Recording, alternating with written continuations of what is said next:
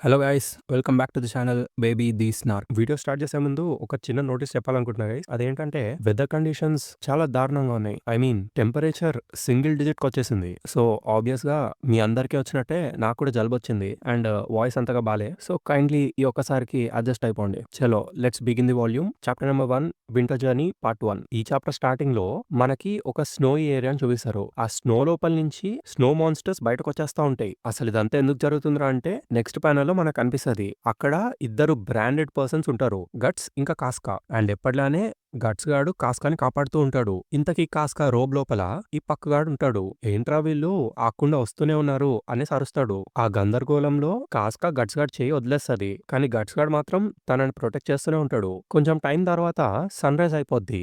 దాంతో ఈ గట్స్ గాడు అసలు ఏమైంది, ఇందాక నన్ను ఎందుకు వదిలేసావు అని అడుగుతాడు కాస్కాని. కాస్కా ఏమో ఏం చెప్పదు, అలా సైలెంట్ గా కూర్చొని ఉంటది. ఇంతకీ ఏమైందో మనకు అప్పుడే అర్థమైద్ది. తను అలాగే కూర్చొని పిస్ చేసిద్ది. తన డ్రెస్ మొత్తం పాడైపోయిద్ది. దాంతో ఇంకా గట్స్ గాడు ఏం చేయలేక పక్కనే ఉన్న ఒక రివర్ దగ్గరికి వెళ్లి కాస్కా బట్టల్ని ఉతికేస్తాడు. ఒక పక్క కాస్కా ఏమో గట్స్ గాడి ఫిష్ ని కూడా తినేస్తది. తినేసిందని చెప్పి పక్కగాడు కంప్లైంట్ చేస్తే ఏం పర్లేదు అని గట్స్ అంటాడు. దాంతో పక్కగాడు కొంచెం టెన్షన్ అవుతాడు. కానీ నువ్వు తినకపోతే నీ స్ట్రెంత్ ని ఎలా ప్రిజర్వ్ చేసుకుంటావు?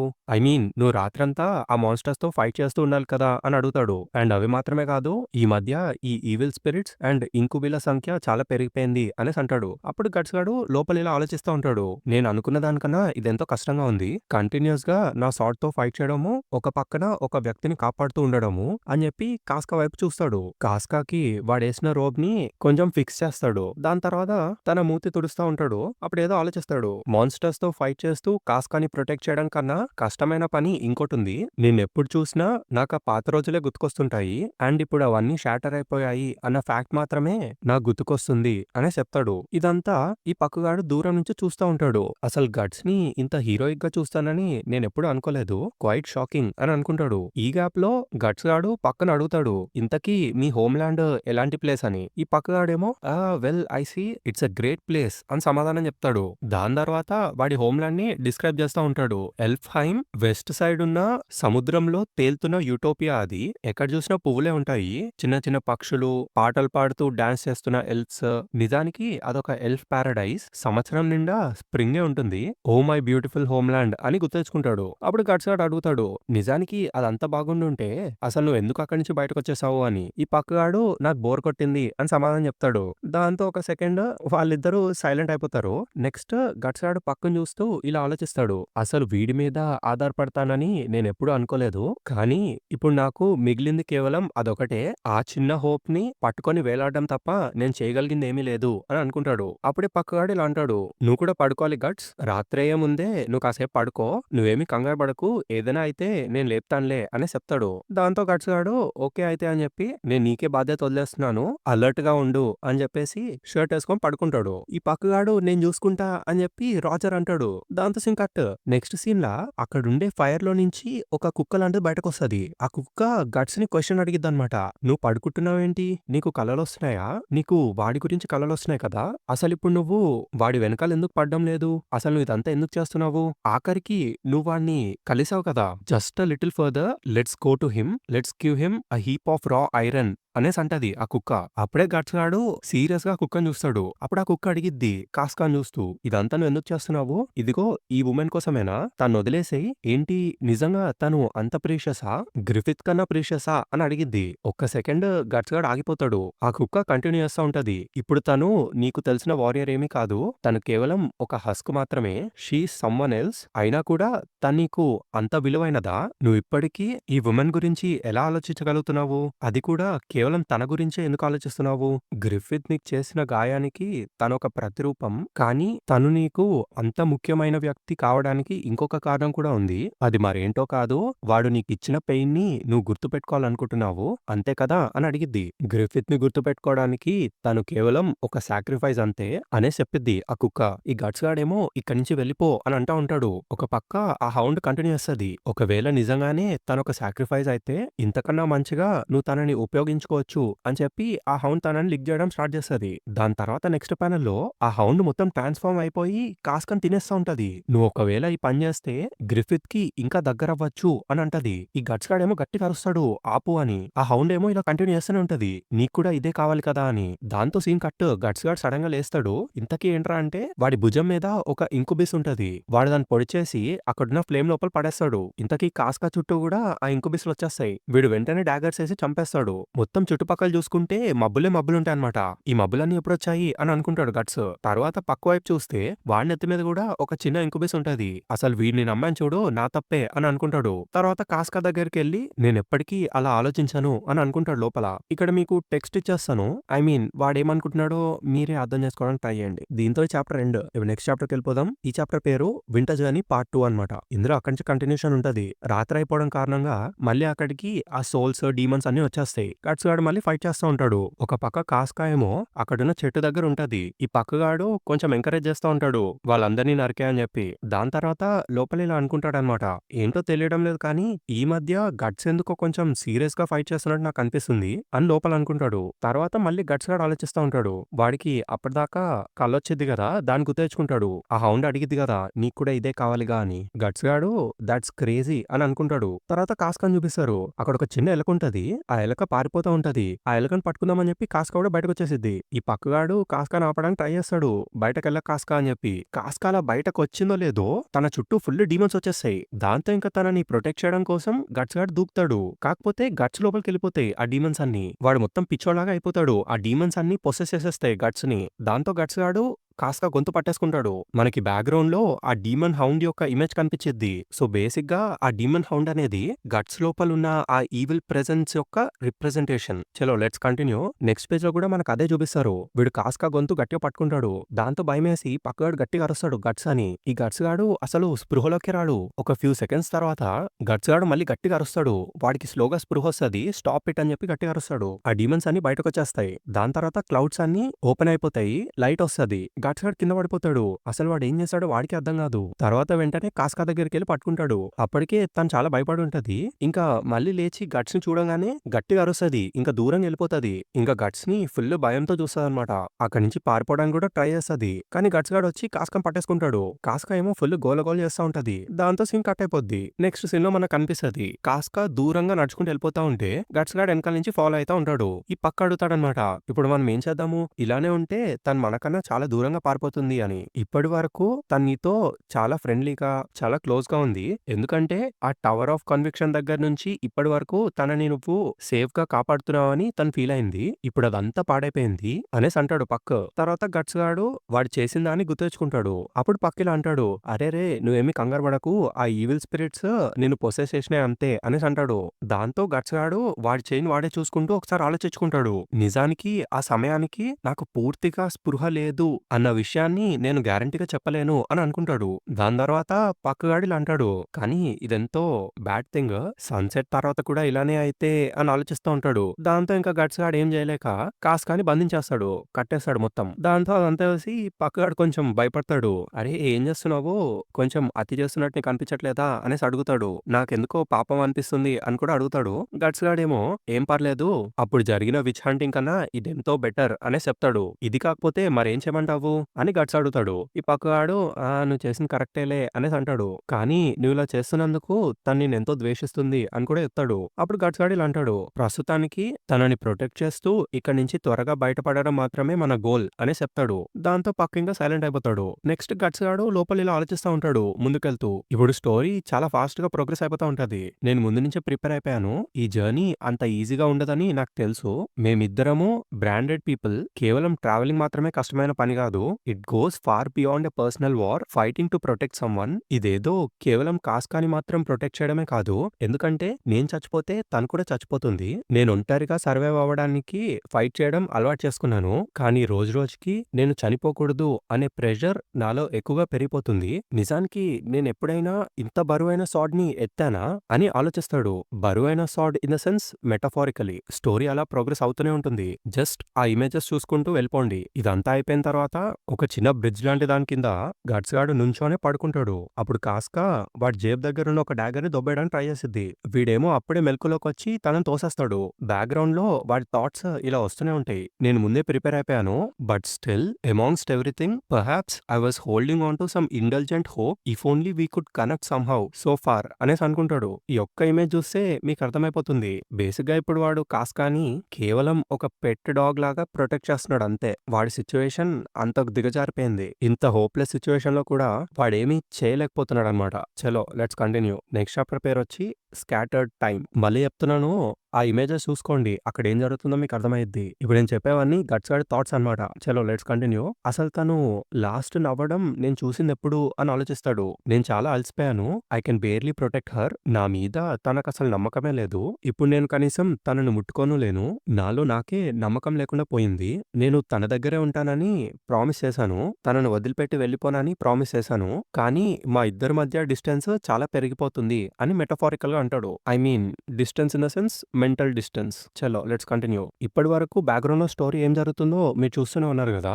ఇప్పుడు ఆ స్టోరీ కట్ అయ్యిద్ది. ఒక పీస్‌ఫుల్ డే గట్స్ గాడు చెట్టు కింద రిలాక్స్ అయితా ఉంటాడు. అప్పుడే సడెన్‌గా పక్కొచ్చేసి "అరే గట్స్ వివ్ గాట్ ట్రబుల్ తొందరగా లెగు" అని అరుస్తా ఉంటాడు. దాంతో గట్స్ గాడు లేసి చూస్తే అక్కడ కాస్కా ఉండదు. నేనేదో కొన్ని క్షణాలు నిద్రపోయానంతే అనేసి అనుకుంటాడు గట్స్. అప్పుడు ఈ పక్కంటాడు, "ఒకవేళ మనం తొందరగా ఎళ్ళకపోతే సూర్యాస్తమయం అయిపోతుంది. మనం స్ప్లిట్ అయ్యి తన కోసం వెతుకుదాము" అనేసి అక్కడి నుంచి వెళ్ళిపోతాడు. ఒకసారి సన్ని చూడంగానే గట్స్‌కి ఫుల్ భయమేసిద్ది. కాస్కా అని అనుకుంటాడు.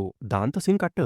దాని తర్వాత మనకి ఎవరో ముగ్గురు స్ట్రేంజర్స్‌ని చూపిస్తారు. వాళ్ళొక చచ్చిపోయిన చెట్టు దగ్గర కూర్చొని ఏదో మాట్లాడుకుంటా ఉంటారు. అసలు దగ్గరలో ఉన్న ఏ టౌన్‌లో కూడా ఫుడ్డే లేదు. అన్నీ ఖాళీగా ఉన్నాయి అని అనుకుంటారు. మన వెంట ఏ అఫీషియల్స్ పడకపోవడం బానే ఉంది కానీ, ఒకవేళ మనల్ని క్వెషన్స్ పట్టుకుంటే మన సంగతి అంతే అని ఒకడంటాడు. ఆ గ్రూప్‌లో హ్యాట్ పట్టుకున్నోడేమో అవును నువ్వు చెప్పింది కరెక్టే అని అంటాడు. దాని తర్వాత ఈ తేడా కళ్ళున్నోడు మళ్ళీ ఇలా అంటాడు. నాకెక్కువేం వద్దు గానీ కొంచెం ఫుడ్ ఇంకా వుమెన్ ఉండే ప్లేస్‌కెళ్దాము అని అడుగుతాడు. అప్పుడే వీళ్ళకి కొంచెం సప్పుడొస్తది. ఎవరక్కడ అని చూస్తే ఇంతకీ అక్కడ కాస్కా వచ్చి వాళ్ళు దాసుకున్నవేవో తినేస్తా ఉంటది. దాంతో ఆ సోల్జర్స్ కొంచెం భయపడతారు. అరే అది మా డ్రైడ్ మీట్ కదా! అసలు నువ్వేం చేస్తున్నావు అని అడుగుతారు. ఈ తేడా కళ్ళున్నోడేమో ఒక అమ్మాయా? అది మాత్రమే కాదు పిలిగ్రిమ్ క్లోత్స్.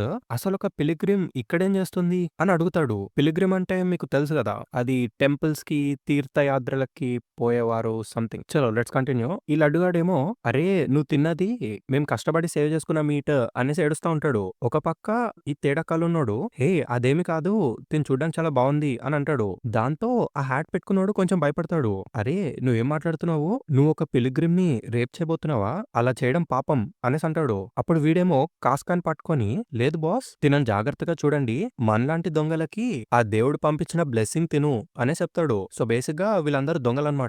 అండ్ ఆ హ్యాట్ పెట్టుకున్నోడు బాస్. చలో లెట్స్ కంటిన్యూ. దాంతో ఆ బాస్ గాడు వెల్ అలా అయితే okay. It works for me అనేసి అంటాడు. ఈ ముగ్గురు పిచ్చ ఈవిల్ లుక్ ఇస్తారు. తర్వాత బాస్ గాడు కాస్కాని గట్టిగా పట్టుకొని నిన్ను మాకిచ్చినందుకు ఆ దేవుడికే థాంక్స్ చెప్పుకోవాలి అనేసి అంటాడు. అదంతా చూసి కాస్కా గట్టిగా అరుస్తది. ఆ అరుపులు గట్స్ గాడికి వినిపిస్తాయి. వాడింకా స్పీడ్‌గా పరిగెట్టుకుంటూ వస్తాడు. తర్వాత మళ్ళీ వాడి ఆలోచనలు మనకినిపిస్తాయన్నమాట. నేనెంతో మూర్ఖంగా బిహేవ్ చేశాను. నేను ఆ టవర్ ఆఫ్ కన్విక్షన్ దాకా వెళ్ళినప్పుడు తను కేవలం బ్రతికుంటే చాలని అండ్ సేఫ్‌గా ఉంటే చాలని అనుకున్నాను. అండ్ ఎప్పుడైతే తనని నేను తిరిగి తీసుకొచ్చేసానో అంతటితో మొత్తం అయిపోయిందని నేను అనుకున్నాను.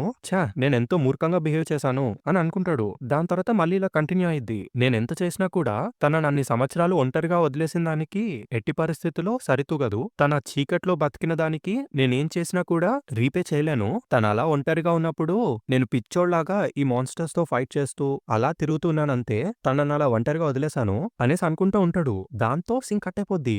నెక్స్ట్ పేజ్ చూస్తే అసలు పిచ్చిలేస్తది మీకు. కంటిన్యూయస్‌గా ఒక 3 పేజెస్ ఉంటాయి. యూట్యూబ్ గైడ్‌లైన్స్ వల్ల నేనిక్కడ ఏయలేను గానీ దయచేసి మీరు ఏదైనా ఆన్‌లైన్ మాంగా వెబ్‌సైట్‌లో చెక్ చేయండి. ఈ ముగ్గురు చెత్తనా కొడుకులు కాస్కాని మొత్తం స్ట్రిప్ డౌన్ చేసి బ్రూటల్‌గా ఫోర్స్ చేయడానికి ట్రై చేస్తారు. అండ్ అప్పుడే ఆ బాస్ గాడు ఫుల్ ఈవిల్‌గా నవ్వడం స్టార్ట్ చేస్తాడు. ఇంకా వాడిని వాడి టంగ్‌ని చూడగానే కాస్కాకి ఆ ఎక్లిప్స్‌లో జరిగిందంతా గుర్తుకొస్తది. ఆ మాన్స్టర్స్ అందరూ కలిసి కాస్కాని వైలేట్ చేస్తారు. అసలు అంతకన్నా డిస్గస్టింగ్ చలో వాటెవర్ ఇట్ ఈస్ గానీ ఒక మనిషి ఎంత బ్రేక్ డౌన్ అయిపోయినా కూడా అలాంటి ట్రామా నిన్నొదిలి ఎప్పటికెళ్ళిపోదు. సో, అందుకే తనకు మళ్ళీ అదంతా గుర్తుకొచ్చిద్ది. దాంతో ఇంకా భయంకరంగా అరవడం స్టార్ట్ చేస్తది. గట్స్ గాడికి మళ్ళీ వినిపిస్తది. దాంతో వీడింకా స్పీడ్‌గా పరిగెట్టుకుంటూ ఎళ్తాడు. ఒక సెకండ్ టైమ్ స్కిప్ అయిద్ది. గట్స్ గాడు ఆ చెట్టు దాకా వచ్చేస్తాడు. అక్కడికెళ్లి చూస్తే కాస్కా ఆ దొంగల కత్తితో వాళ్ళనే కట్ చేసి చంపేస్తది. అండ్ ఆ ప్రాసెస్‌లో తన బాడీ మీద మొత్తం బ్లడ్ ఉంటది. ఒక్క సెకండ్ కాస్కానలా చూడగానే గట్స్ గాడికి ఫుల్ భయమేసిద్ది.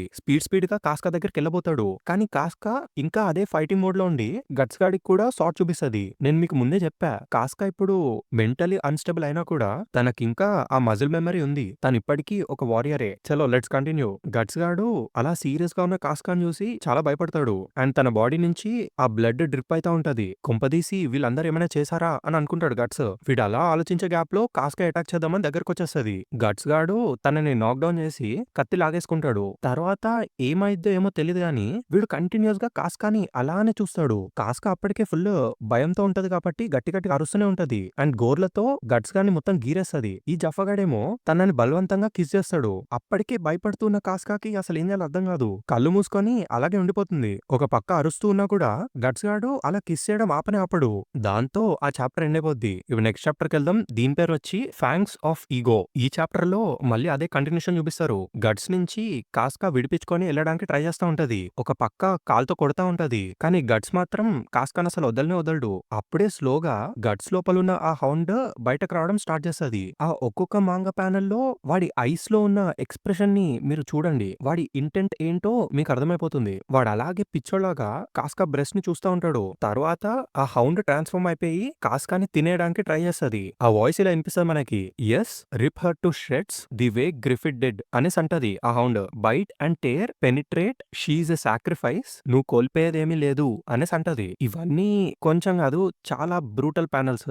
సో నేనిక్కడ ఎయలేను. మీకు నిజంగా చూడాలనిపిస్తే యాజ్ ఐ టోల్డ్ బిఫోర్ ఏదైనా ఒక మాంగా వెబ్‌సైట్‌కెళ్ళి చెక్ చేయండి. అండ్ అక్కడితో ఆగిపోదు. లాస్ట్‌కి ఆ హౌండ్ కాస్కా తలని పీకేసి తినేస్తది. బేసిక్‌గా ఆ హౌండ్ చెప్పాలనుకునేదేంటంటే కాస్కాని డివోర్ చేసి నీలో ఉన్న ఈవిల్‌కి ఫీడ్ చేయమని చెప్పిద్ది. ఐ మీన్ గట్స్‌లో ఉన్న ఈవిల్‌కి. దాంతో వాడు మళ్ళీ గ్రిఫిత్ మీద ఉన్న పగని పెంచుకోవచ్చని. చలో లెట్స్ కంటిన్యూ. ఒక్క సెకండ్ ఆ హౌండ్ కాస్కా తలని నోట్లో పట్టుకొని కాస్కాని తినేయ్ అని చెప్పగానే గట్స్ గాడు మెలకువలోకొస్తాడు. సడెన్‌గా పైకి లేచి నుంచుంటాడు. కింద కాస్కా ఏమో ఏడుస్తూ ఉంటుంది. అండ్ వీడు కాస్కా బ్రెస్ట్ కేసి చూస్తే వీడి బైట్ మార్క్స్ ఉంటాయి అక్కడ. అరే ఏం చేశానురా నేను అని అనుకుంటాడు వాడు. దాంతో సీన్ కట్.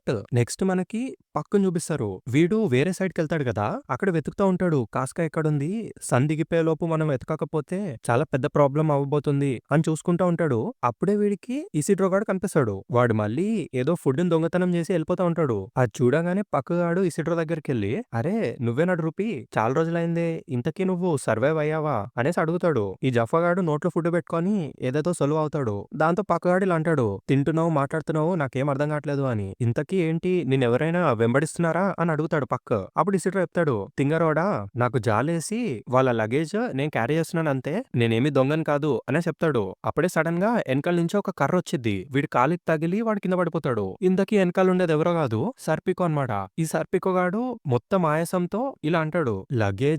లగేజ్ మోసినందుకు ఛార్జ్‌గా తీసుకునే వ్యక్తులు కూడా ఉంటారా? అని అంటాడు. దాంతో ఇంకా ఇసిడ్రో గాడు కింద పడిపోయి డమాస్ నేను నీలాంటి డమ్ అరిస్టోక్రాట్స్‌కి ఈ ప్రపంచంలో బ్రతకడం ఎంత కష్టంగా ఉంటుందో నేర్పించాలనుకున్నాను అని తిడతాడు. ఈ గ్యాప్‌లో ఎనకాల నుంచి ఫర్నీస్ కూడా వచ్చేస్తది. హమ్మయ్య నువ్వాడిని పట్టేసుకున్నావా అని అడిగిద్ది. ఓకే అయితే ఇప్పుడు వాడి చెయ్యి కట్ చేసేయ్ అని చెప్పిద్ది. ఈ సర్పికో గాడు కొంచెం తడబడతాడు. ఆ లేడీ ఫర్నీస్ అని అంటాడు. ఇసిడ్రో కూడా ఏంటి ఇంత చిన్న తప్పుకి అంత పెద్ద శిక్ష అని అడుగుతాడు. దాంతో ఈ ఫర్నీస్ ఏమో మరేమనుకుంటున్నావు ఒక నొబిలిటీ నుంచి దొంగతనం చేశావు ఆ మాత్రం పనిష్మెంట్ అనేది ఇవ్వాల్సిందే అని అంటది. అప్పుడే పక్కగాడు ఫర్నీస్ ముందుకెళ్ళిపోయి హేయ్ నీకు నేను కనిపిస్తున్నానా అని అడుగుతాడు. దాని తర్వాత స్ట్రెయిట్ గా ముక్కు దాకా వెళ్ళి కొడతాడు. దెబ్బకి ఫర్నీస్ కళ్ళు తిరిగి పడిపోద్ది. దాంతో సీన్ కట్. ఈ పక్కగాడు వాళ్ళందరినీ గట్స్ దాకా తీసుకెళ్లిపోతాడు. సో అందుకే నాతో పాటు వీళ్ళందరినీ తీసుకొచ్చాను అని చెప్తాడు. ఈ ఇసిడ్రో కూడా హాయ్ చెప్తాడు గట్స్ కి. గట్స్ గాడేమో హే మీరా అని అంటాడు. అప్పుడు ఇసిడ్రో గాడేమో నేను మీకోసము ఎన్నో రోజుల నుంచి ఎతుకుతున్నాను.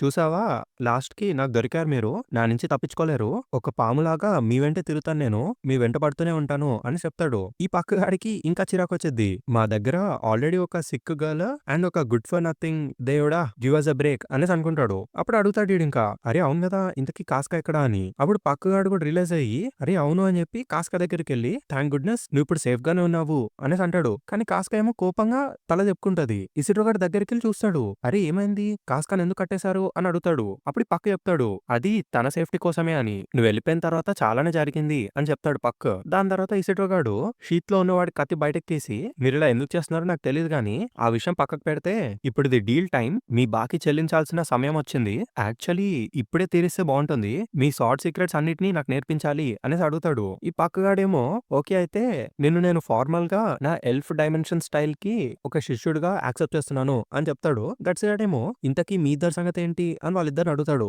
మీరిద్దరు ఇంకా నన్ను పట్టుకోవడానికి ట్రై చేస్తున్నారా అని అడుగుతాడు. ఈ ఇసిడ్రో గాడు ఇంకా కంప్లైంట్ చేయడం స్టార్ట్ చేస్తాడు. యా వాళ్ళిద్దరి గురించి ఏంటో చూడు, జస్ట్ ఇందాకే నా చైన్ అరికేపోయారు అనేసి అంటాడు. ఈ పక్కగాడు కొడతాడు, అవును ఎందుకంటే నువ్వు ఒక క్రిమినల్ కాబట్టి అనేసి. కట్ చేసే సర్పికో గాడు లేడీ ఫర్నిస్ అడుగుతాడు చెప్పండి అని. లేడీ ఫర్నిస్ ఏమో మొహం తిప్పుకుంటది, తనకి సిగ్గేస్తా ఉంటది. కానీ లాస్ట్ కి గట్స్ గాడి దగ్గర నీల్ డౌన్ అయ్యి బ్లాక్ షార్ట్స్ మెన్ దయచేసి నీ ట్రావెల్ లో నీతో పాటు మమ్మల్ని కూడా రానివ్వు అనేసి అడిగిద్ది. దాంతో చాప్టర్ ఎండ్. నెక్స్ట్ చాప్టర్ పేరు వచ్చి రీయూనియన్ ఇన్ ది విల్డర్నెస్. అదే కంటిన్యూషన్ చూపిస్తారు మనకి. గట్స్ గాడు ఒక సెకండ్ ఏం మాట్లాడకుండా ఉండిపోతాడు. అప్పుడే ఫర్నిస్ సర్పికో గాని చూసి అరే ఏం చేస్తున్నావు, నువ్వు కూడా నీల్ డౌన్ చేయి అని అడిగిద్ది. దాంతో వాడు కూడా నీల్ డౌన్ చేస్తాడు. ఇంకా గట్స్ అడుగుతాడు అసలు మీరిద్దరు ఏం చేస్తున్నారు అని చెప్పి. అప్పుడే ఇసిడ్రో గాడు మళ్ళీ కంప్లైంట్ చేయడం స్టార్ట్ చేస్తాడు. ఎట్టి పరిస్థితుల్లో వాళ్ళ నమ్మకు, వాళ్ళు ఎప్పుడైనా వాళ్ళ నిజ స్వరూపాలు చూపిస్తారు, ఎంతైనా వాళ్ళు హోలీసీ మనుషులు కదా అనేసి అంటాడు. దాంతో ఇంకా ఈ ఫర్నిస్ నిజం చెప్పేస్తది, నేను ఆల్రెడీ చర్చ్ ని వదిలేసి వచ్చేసాను, వాళ్ళకి నాకు ఎటువంటి సంబంధం లేదు అని. దాంతో ఇసిడ్రో గాడు మళ్ళీ ఇలా అంటాడు, నోబుల్స్ చెప్పే ఏ మాటలు మేము నమ్మము అని. దాంతో ఫర్నిస్ మళ్ళీ ఇలా స్టార్ట్ చేస్తది, నేను నిజాన్నే నమ్ముతూ దాన్నే పట్టుకొని వేలాడుతూ సర్వైవ్ అయ్యాను, కానీ ఆ నిజం అనే లైట్ రీచ్ అవ్వని చోటు ఎక్కడైతే డార్క్నెస్ తో నిండిపోయి ఉంటుందో నేను అక్కడ కూడా సర్వైవ్ అవ్వాలనుకుంటున్నాను, దయచేసి నాకు అది నేర్పించు, please show me the way అని అడిగిద్ది. దాంతో ఈ ఇసిడ్రో గాడు మళ్ళీ ఇలా అంటాడు, ఏదో ఫ్యాన్సీ మాటలు చెప్పినంత మాత్రాన మమ్మల్ని మోసం చేయొచ్చు అనుకోకు, నువ్వెంత చెప్పినా కూడా ఆ టవర్ ఆఫ్ కన్విక్షన్ దగ్గర నువ్వు కాస్కాకి చేసిందంతా మేమెలా మర్చిపోతావు అనుకున్నావు, ఇంకొంచెం అయ్యుంటే తను బూడిదైపోయేది అనేసి అంటాడు. దాని తర్వాత ఒకవేళ నిన్నటి ఎనిమీస్ ఇవాల్టి ఫ్రెండ్స్ అన్న విషయం మేము నమ్మాలంటే నువ్వెందుకు మాకు ఆ విషయం ప్రూవ్ చేయకూడదు, సో మేబీ మా కోసం ఒకసారి నువ్వు కోటో చెయ్యి, can you do that miss high pride aristocrat అని అడుగుతాడు. కోటో అంటే ఫుల్ గా నీల్ డౌన్ చేసి హెడ్ నేలకి ఆంచడం అనమాట. వీడు ఎక్కిరిస్తా ఉంటాడు. ఫర్నిస్ ఏమో తన షీట్ లో నుంచి సాడ్ ని తీసి తన హెయిర్ ని కట్ చేసేస్తది. ప్రస్తుతానికి నేను ఇంతే చేయగలను, some day I will make amends అని చెప్పిద్ది. సర్పికో గాడు సైలెంట్ గా చూస్తా ఉంటాడు అంతే. అప్పుడే గట్స్ గాడు ఇలా అడుగుతాడు, ఈ ప్రీస్ట్స్ నోబెల్స్ ఎందుకు ఇంత డ్రాస్టిక్ గా ఉంటారు అని, నీకు కావాల్సింది నువ్వు చెయ్యి అనేసి సింపుల్ గా చెప్పేస్తాడు. దాంతో ఫర్నిస్ ఇంకా ఓకే అయితే అని అంటది. పక్కింకా ఇసిడ్రో షాక్ అయిపోతారనమాట, అరే వీడేంటి ఇంత ఫాస్ట్ గా ఒప్పుకున్నాడు అని. గట్స్ గాడు మళ్ళీ ఇలా కంటిన్యూ చేస్తాడు, మీరేమీ నాకు అపాలజైజ్ చేయాల్సిన అవసరం లేదు, మీ వాళ్ళని చాలా మందిని నేను చంపేశాను, వి బోత్ ఆర్ ఈవెన్ అనే చెప్తాడు. కానీ ఇందాక నువ్వు అడిగావు కదా నన్ను దారి చూపించమని, ఆ విషయం మర్చిపో, దాట్ ఐంట్ మై స్టైల్ అని చెప్తాడు. నువ్వేం నేర్చుకోవాలనుకుంటున్నావో నాకైతే తెలీదు, కానీ ఆ విషయం నువ్వే నేర్చుకోవాలి, ఒకవేళ నువ్వు నన్ను డిస్టర్బ్ చేయకపోతే నేను కూడా నేను డిస్టర్బ్ చేయను అని చెప్తాడు. ఈ ఫర్నిస్ ఏమో థ్యాంక్ యూ అంటది. గట్స్ గాడేమో నువ్వు చాలా తొందరగా చెప్తున్నావు, నువ్వు తీసుకునే డెసిజన్ ని రేపు మార్నింగ్ కల్లా నువ్వే రిగ్రెట్ అవుతావు చూసుకో అనే చెప్తాడు.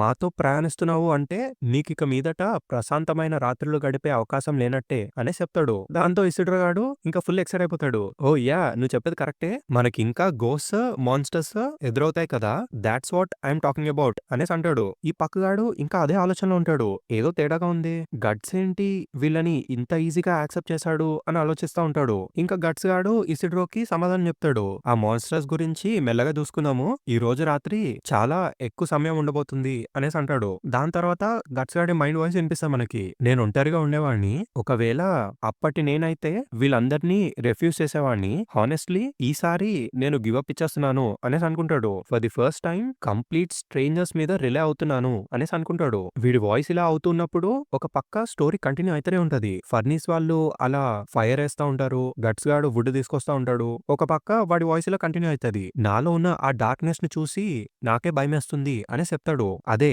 ఆ హౌండ్ ని గుర్తు తెచ్చుకుంటూ ఉంటాడు. ఒక పక్క కాస్కాని కట్టేయడం మనకు కనిపిస్తుంది, I'm beaten down by my own powerlessness అనేసి అనుకుంటాడు. దాని తర్వాత మళ్ళీ ఇలా ఆలోచిస్తాడు, అసలు తను లాస్ట్ నవ్వింది ఎప్పుడు అని. Again the curtain of night descends అనేసి కాస్కా నుంచి దూరంగా వెళ్ళిపోతాడు. దాంతో సీన్ కట్. నెక్స్ట్ ప్యానెల్ లో మనకు ఒక హ్యూజ్ ఆర్మీ కనిపిస్తది, వాళ్ళందరూ గుర్రాలు తీసుకొని ఎక్కడికి వెళ్ళిపోతా ఉంటారు. వీళ్ళందరూ మరెవరో కాదు కుషన్సే. ఇంతకీ వాళ్ళందరినీ చూస్తూ మిడ్లాండ్ సైడ్ ఉండే noble man and soldiers fight చేయడానికి ప్లాన్ చేస్తూ ఉంటారు ఆ బుషెస్ లో దాక్కొని. వాళ్ళందరూ మన రిసోర్సెస్ ని రాబ్ చేసుకొని తీసుకెళ్లిపోతున్నారు అనేసి అనుకుంటారు. సారిటస్ అనే ఒక సోల్జర్ ఇలా అడుగుతాడు, లార్డ్ మ్యూల్ వాళ్ళతో ఫైట్ చేస్తున్నారు, మీరు నిజంగానే సీరియస్ గా ఇది చేయాలనుకుంటున్నారా అని అడుగుతాడు. ఈ మ్యూలేమో, ఇనోఫ్ సారిటస్, ఇంత దూరం వచ్చిన తర్వాత నీకు భయమేస్తుందా అని అడుగుతాడు. చేతులు కట్టుకొని మన భూమిని వాళ్ళు దోచుకుంటూ వెళ్ళిపోవడం నేను చూడలేకపోతున్నాను. మిడ్లాండ్ యొక్క నొబిలిటీ మెంబర్ గా నాకు ఇది అవమానంగా అనిపిస్తుంది. నేను ఎప్పటికీ రాయల్ ఫ్యామిలీకి నా మొహం చూపిలేను అనేసి అంటాడు. దాంతో ఈ సారిటస్ గాడు ఇలా అంటాడు, కానీ సార్ లూమియాస్ అనేది చాలా చిన్న ఫిఫ్డమ్, మీ ఫ్యామిలీకి కనీసం రాయల్ ప్యాలెస్ కి వెళ్లే అధికారం కూడా లేదు. అలాంటిది ఆ రాయల్ ఫ్యామిలీ కోసం మీ లైఫ్ రిస్క్ చేయడం ఎంతవరకు న్యాయం అంటారు అని అడుగుతాడు. దాంతో ఈ మ్యూల్ కి ఫుల్ కోపం వస్తుంది. సో నువ్వు చెప్పేదేంటి, మా ఫాదర్ ఇంకా మా బ్రదర్ ఎంతో హీరోయిక్ గా ఆ క్యాసిల్ ని డిఫెండ్ చేస్తూ చనిపోయిన తర్వాత వాళ్ళు చేసిన త్యాగం అంతా వృధా అయిపోయినట్టేనా అని అడగంగానే ఈ సారిటస్ మళ్ళీ కంటిన్యూ చేస్తాడు, అవును సార్ అదే పెద్ద రీజన్, మీ బ్లడ్ లైన్ కట్ అవ్వాలని మేము అనుకోవడం లేదు అని చెప్తాడు. నేను మీ ఫాదర్ దగ్గర నుంచి విన్నాను, ఒక రెసిస్టెన్స్ ఫోర్స్ ఉందంట, మిడ్లాండ్ మొత్తం తిరుగుతూ క్రిస్టియన్స్ ఆక్యుపై చేసిన ప్లేసెస్ ని వాళ్ళు విడిపిస్తున్నారంట.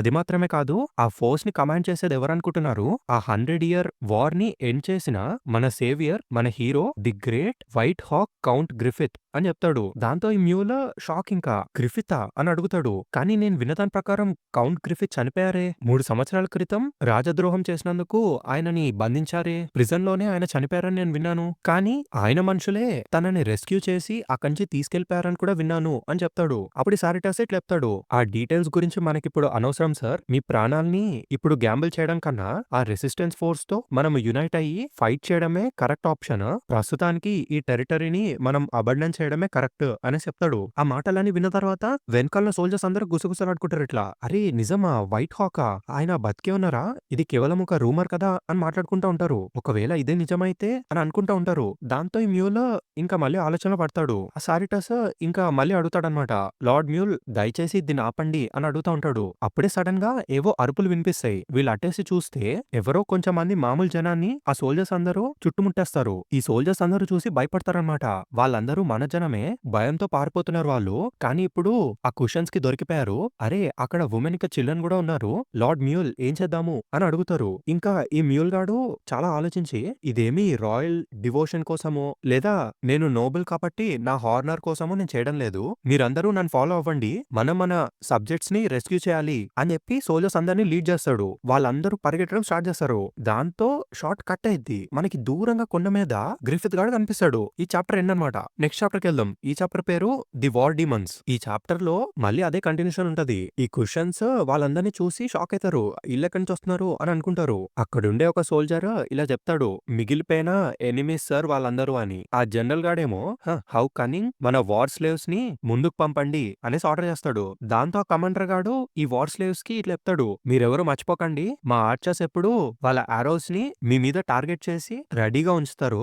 ఒకవేళ మీరందరూ సర్వైవ్ అవ్వాలి అని అనుకుంటే ఈ బ్యాటిల్ ని ఫుల్ ప్లెడ్జ్డ్ గా ఫైట్ చేయండి అనేసి పంపిస్తాడు. వీళ్ళందరూ ముందుకెళ్తారనమాట. ఈ మ్యూల్ యొక్క సోల్జర్స్ కూడా ఫైట్ చేస్తూ ఉంటారు. ఈ మ్యూల్ గాడు కూడా ఫైట్ చేస్తూనే ఉంటాడు. కొంచెం మందిని చంపేసిన తర్వాత వీడు రియలైజ్ అవుతాడనమాట, వాళ్ళెవరూ క్వశ్చన్స్ కాదు అని, వాళ్ళందరూ మిడ్లాండ్ యొక్క ప్రిజనర్స్ అని వాడు రియలైజ్ అవుతాడు. అప్పుడే వీడు మనకి ఎక్స్ప్లెయిన్ చేస్తాడనమాట ఆ సిచ్యువేషన్ గురించి. ఈ క్వశ్చన్ కమాండర్ గాడు, వాడికి ఆ సిచ్యువేషన్ మొత్తం నవ్వులాటగా ఉంటది. వీళ్ళందరూ వార్ స్లేవ్స్, అసలు మా ఎంపైర్ ఇంతగా ఎక్స్పాండ్ అవ్వడానికి కారణమే వీళ్ళు, మా సోల్జర్స్ ప్రాణాలు కాపాడుకొని ఇలా వీళ్ళని ఉపయోగించుకుంటాము, వీళ్ళని పంపడం వల్ల మా ఎనిమిస్ యొక్క స్పిరిట్ ముక్కలు ముక్కలు అయిపోతుంది, వాళ్ళని వాళ్ళే చంపుకున్నట్టు వాళ్ళకి అనిపిస్తుంది. ఇలానే మేము ఎన్నిసార్లు గెలిస్తే మా సైన్యం అంత పెద్దగా అవుతూనే ఉంటుంది, మేము గెలుస్తున్నంత సేపు మాకు అసలు రీఎన్ఫోర్స్మెంట్స్ అవసరమే లేదు, మా ఈ గ్రేట్ లాంగ్ లాస్టింగ్ క్యాంపెయిన్ ని సక్సెస్ఫుల్ గా పొడిగించడానికి కారణం మరేదో కాదు, ఈ మనుషుల్లో ఉన్న ఆ భయమే, ఇదే మా స్ట్రాటజీ అని చెప్పుకుంటాడు. దాని తర్వాత ఆ జనరల్ గాడు ఆర్చర్స్ ని ముందుకెళ్ళమని చెప్తాడు. ఆర్చర్స్ రెడీగా ఉన్నప్పుడు ఫైర్ అంటాడు. ఆ ఆరోస్ అంతా అక్కడున్న అందరి మీద వచ్చి గుచ్చుకుంటాయి. ఈ క్వశ్చన్స్ కోసం ఫైట్ చేస్తున్న వాళ్ళని కూడా కొట్టేస్తారు వాళ్ళు.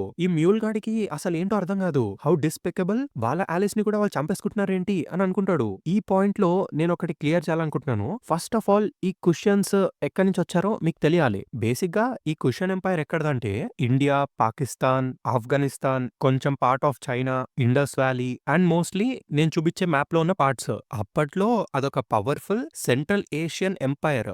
అండ్ వాళ్ళ control regions of northern India నుంచి సిల్క్ రోడ్ మొత్తాన్ని కవర్ చేసేటట్టుగా ఉంటది. సో అందుకే మనకు అక్కడక్కడ ఈ ఆఫ్ఘనిస్తాన్, కొంచెం కొంచెం ఇండియన్, కొంచెం కొంచెం చైనీస్ కల్చర్స్ యొక్క మిక్స్ కనిపిస్తది ఈ కుషన్ సోల్జర్స్ లో. గుర్తుపెట్టుకోండి, ఈ కుషన్ ఎంపైర్ యొక్క ఆరిజిన్ మాత్రం సమ్వేర్ అరౌండ్ సెంట్రల్ ఏషియాలో అన్నమాట. వాళ్ళు స్లోగా present day Afghanistan, Pakistan, India, కొంచెం కొంచెం చైనా అలా అలా అలా అలా స్ప్రెడ్ చేసుకుంటూ ఆక్యుపై చేశారు. వాళ్ళు ఇండియన్స్ కాదు. ఈ విషయం ఎందుకు చెప్తున్నా అంటే ఫ్యూచర్ లో మీకు చాలా చాలా చాలా ఇండియన్ రిఫరెన్సెస్ కనిపిస్తాయి. కానీ ఈ దుర్మార్గులు ఇండియన్స్ కాదు, గుర్తుపెట్టుకోండి. కాకపోతే వీళ్ళ ఎంపైర్ లో some parts of India, China ఉన్నాయి కాబట్టి కొంచెమంది క్యారెక్టర్స్, కొంచెమంది సోల్జర్స్ అక్కడి నుంచి వచ్చారంటే మీరు నమ్మాలి. ఇప్పుడు నేను చెప్పేది కావాలంటే మీరు గూగుల్లో రీసెర్చ్ కూడా చేసుకోవచ్చు. చలో ఇప్పుడు లేట్ చేయడం ఎందుకు, let's continue. I just wanted to clarify. చలో నెక్స్ట్, ఈ జనరల్ గాడు క్యావలరీని చార్జ్ చేయమని ఆర్డర్ చేస్తాడు. అంత తక్కువ మంది సోల్జర్స్ కూడా మనల్ని అటాక్ చేశారంటే వాళ్ళకి అసలు భయమే లేదు. వాళ్ళు ఎప్పటికీ మన బానిసలుగా ఉండరు, వాళ్ళందరినీ చంపేయండి అనేసి పంపిస్తాడు. ఈ సోల్జర్స్ అందరూ హార్సెస్ మీద వచ్చి చంపేయడానికి రెడీగా ఉంటారు. కానీ అప్పుడే దూరంగా ఎక్కడి నుంచి వస్తుందో తెలియదు గానీ ఒక ఆరో వచ్చి హార్సెస్ అన్నిటిని చంపేస్తుంది. దాని తర్వాత కంటిన్యూస్ ఆరోస్ వస్తూనే ఉంటాయి. సోల్జర్స్ తలలు లేసిపోతాయి, పెద్ద పెద్ద ఆరోస్ అవి. అసలు ఒక నార్మల్ హ్యూమన్ అంత పెద్ద ఆరోస్ ని షూట్ చేయలేడు. ఈ మ్యూలో షాక్ ఇంకా మొత్తం.